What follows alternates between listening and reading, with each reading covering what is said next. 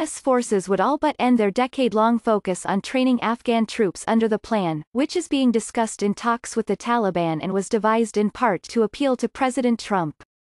Washington, all American troops would withdraw from Afghanistan over the next 3 to 5 years under a new Pentagon plan being offered in peace negotiations that could lead to a government in Kabul that shares power with the Taliban. The rest of the international force in Afghanistan would leave at the same time, after having mixed success in stabilizing the country since 2001. The plan is being discussed with European allies and was devised, in part, to appeal to President Trump, who has long expressed skepticism of enduring American roles in wars overseas. The plan calls for cutting by half, in coming months, the 14,000 American troops currently in Afghanistan. It would task the 8,600 European and Australian troops with training the Afghan military, a focus of the NATO mission for more than a decade, and largely shift American operations to counter-terrorism strikes. Various elements of the plan were shared with the New York Times by more than a half-dozen current and former American and European officials.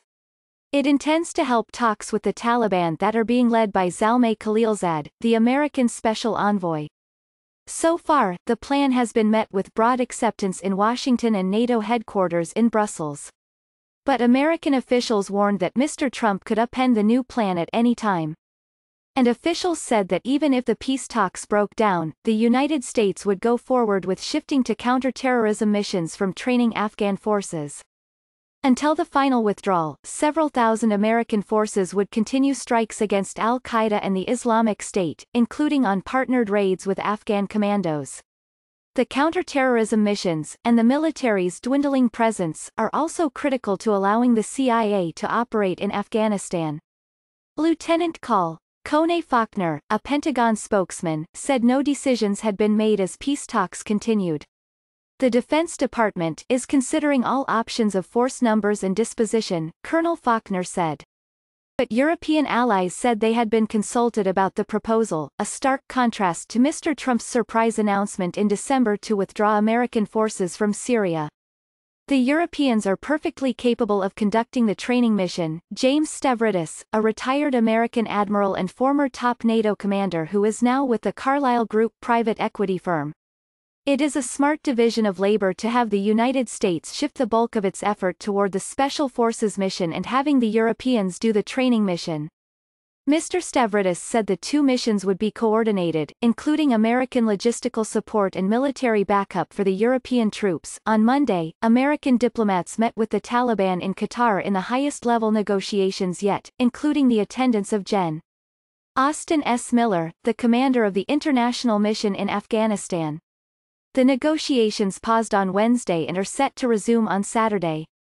The two sides have sought to flesh out a framework agreement, decided in principle last month, for the full withdrawal of foreign troops and assurances by the Taliban to prevent terrorist groups that seek to attack the United States from using Afghan territory as a safe haven.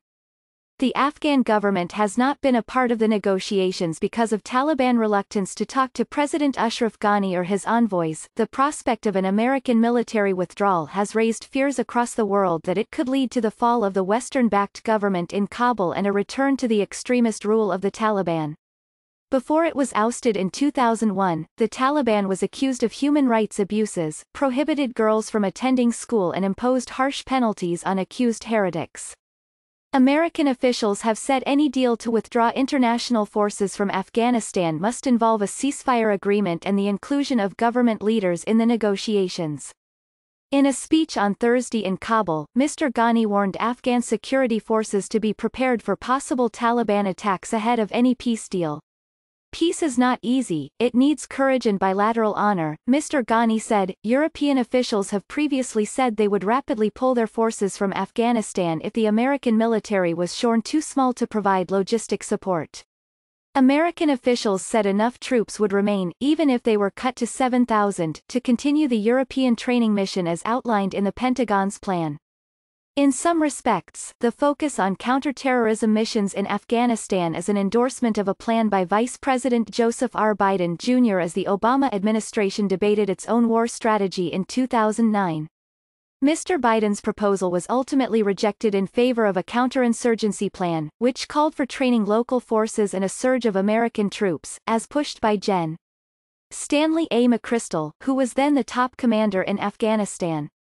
Taliban negotiators deeply oppose the proposal for American counterterrorism troops to remain in Afghanistan for up to 5 years, and officials were unsure if a shorter period of time would be accepted by the militants' rank and file. Scaling back the training mission could leave the beleaguered Afghan military not just vulnerable to attacks, but at risk of fracturing. In January, Mr. Ghani announced that more than 45,000 Afghan troops had died since 2014. Pentagon officials have called their casualty numbers unsustainable.